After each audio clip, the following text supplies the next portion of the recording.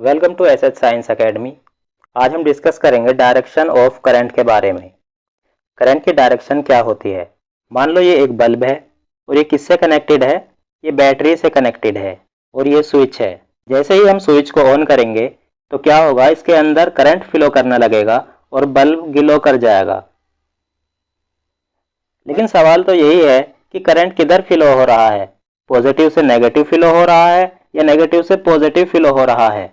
इस बारे में कुछ पता नहीं था तो ये मान लिया गया कि करंट बैटरी के पॉजिटिव टर्मिनल से नेगेटिव टर्मिनल की ओर फ्लो कर रहा है। करंट बैटरी के पॉजिटिव टर्मिनल से नेगेटिव टर्मिनल की ओर फ्लो कर रहा है। लेकिन हम जानते हैं एक वायर में कौन मूव करता है, इलेक्ट्रॉन मूव करता है। और इलेक्ट्रॉन पर कैसा चार्ज होता है, नेगेटिव चार्ज होता है। तो इलेक्ट्रॉन बैटरी के नेगेटिव टर्मिनल से निकलेंगे और पॉजिटिव टर्मिनल की ओर जाएंगे। इलेक्ट्रॉन बैटरी के नेगेटिव टर्मिनल से निकलेंगे और पॉजिटिव टर्मिनल की ओर जाएंगे। इलेक्ट्रॉन किधर जाएंगे, बैटरी के नेगेटिव टर्मिनल से निकलेंगे और पॉजिटिव टर्मिनल की ओर जाएंगे। तो करंट कहाँ जा रहा है, पॉजिटिव से नेगेटिव की ओर। और इलेक्ट्रॉन्स कहाँ जा रहे हैं, नेगेटिव से पॉजिटिव की ओर। तो करंट की डायरेक्शन क्या होती है, positive terminal to negative terminal of battery and electrons move negative terminal to positive terminal of battery. यानी करंट बैटरी के पॉजिटिव टर्मिनल से नेगेटिव टर्मिनल की ओर फ्लो करेगा और इलेक्ट्रॉन बैटरी के नेगेटिव टर्मिनल से पॉजिटिव टर्मिनल की ओर फ्लो करेंगे। इसका मतलब flow of electric current is always opposite in direction with respect to flow of electrons. यानी इलेक्ट्रॉन जहां भी जाएंगे करंट उसके अपोजिट ही जाएगा। जैसे अगर इलेक्ट्रॉन जा रहे हैं क्लॉकवाइज तो करंट जाएगा एंटी क्लॉकवाइज। अगर इलेक्ट्रॉन जा रहे हैं एंटी क्लॉकवाइज तो करंट जाएगा क्लॉकवाइज। इसी तरह अगर इलेक्ट्रॉन जा रहे हैं वेस्ट तो करंट जाएगा ईस्ट। अगर इलेक्ट्रॉन्स जा रहे हैं नॉर्थ तो करंट जाएगा साउथ। मतलब करंट हमेशा इलेक्ट्रॉन के अपोजिट डायरेक्शन में चलेगा। करंट को हम किस तरह नाप सकते हैं, एमीटर की हेल्प से नाप सकते हैं। एमीटर क्या होता है, it is an instrument used to measure current in the circuit. यानी यह एक इंस्ट्रूमेंट है जिसका यूज सर्किट में फ्लो होने वाले करंट को मेजर करने के लिए किया जाता है। इसका सिंबल इस तरह होता है, इसमें दो टर्मिनल होते हैं, पॉजिटिव टर्मिनल और नेगेटिव टर्मिनल।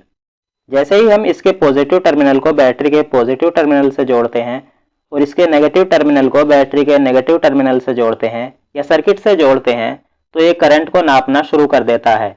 तो ये क्या कर देता है, करंट को नापना शुरू कर देता है। सर्किट में हम इसे किस तरह जोड़ते हैं, इसे हम हमेशा सीरीज में जोड़ते हैं। इसे हम हमेशा सीरीज में जोड़ते हैं। अब सवाल यह है कि सर्किट में हमेशा एमीटर को सीरीज में ही क्यों जोड़ा जाता है, इसे पैरेलल में क्यों नहीं जोड़ सकते। Why emitter is always connected in series to the circuit? Circuit में जब हम किसी भी कंपोनेंट को लगाते हैं, जैसे एमीटर, रेसिस्टर या कोई भी कंपोनेंट, तो हम उन्हें दो प्रकार के कॉम्बिनेशन में कनेक्ट कर सकते हैं।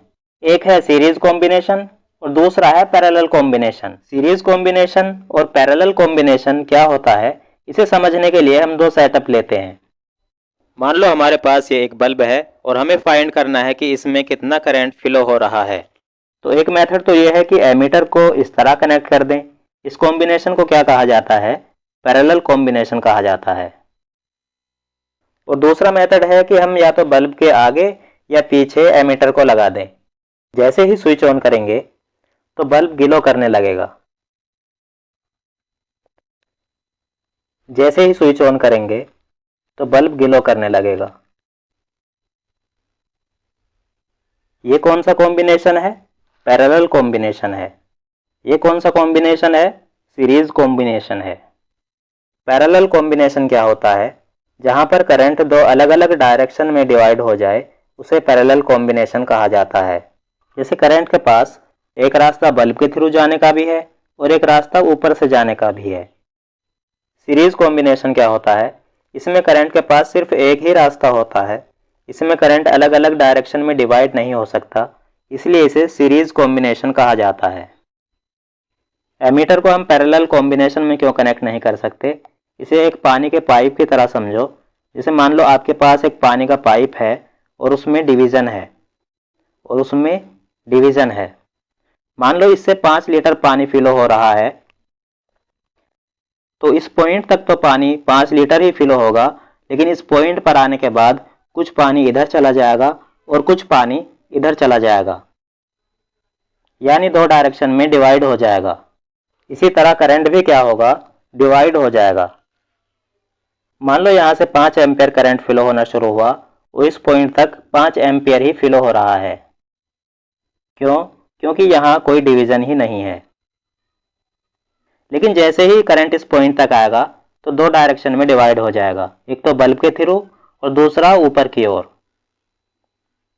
मान लो बल्ब के थ्रू फ्लो हो रहा है 3 एम्पियर और ऊपर से जा रहा है 2 एम्पियर। गिनती पर मत जाइए, कहने का मतलब है करंट डिवाइड हो रहा है। यानी एमीटर के अक्रॉस कितना करंट जा रहा है, 2 एम्पियर। तो एमीटर कितना करंट मेजर करेगा, 2 एम्पियर ही करेगा। क्यों? क्योंकि उसमें से 2 एम्पियर ही तो करंट जा रहा है। लेकिन टोटल करंट कितना था, 5 एम्पियर। तो एमीटर सही मेजर कर रहा है या गलत मेजर कर रहा है, गलत मेजर कर रहा है। क्यों? क्योंकि इसे हमने गलत कॉम्बिनेशन में कनेक्ट किया हुआ है। लेकिन अगर हम एमीटर को सीरीज कॉम्बिनेशन में कनेक्ट कर दें, यहां से करंट चला 5 एम्पियर, बल्ब के अक्रॉस कितना होगा, 5 ही एम्पियर होगा, और एमीटर में से कितना करंट जाएगा, 5 एम्पियर ही जाएगा। इसका मतलब एमीटर सही मेजर कर रहा है। क्यों? क्योंकि कोई डिवीजन ही नहीं है, क्योंकि कोई डिवीजन ही नहीं है। तो इसीलिए हम एमीटर को हमेशा किस कॉम्बिनेशन में कनेक्ट करते हैं, सीरीज कॉम्बिनेशन में कनेक्ट करते हैं। तो हम एमीटर को हमेशा सीरीज कॉम्बिनेशन में क्यों कनेक्ट करते हैं? Because current remains same in series combination due to no division, while in parallel combination current divides. Therefore we always connect emitter in series combination. Series combination में current same रहता है क्योंकि कोई division ही नहीं होता, जबकि पैरेलल कॉम्बिनेशन में current divide हो जाता है। इसलिए एमीटर को हमेशा सीरीज कॉम्बिनेशन में कनेक्ट किया जाता है। इस वीडियो में इतना ही। अगर वीडियो अच्छी लगे तो लाइक, शेयर और सब्सक्राइब करना ना भूलें।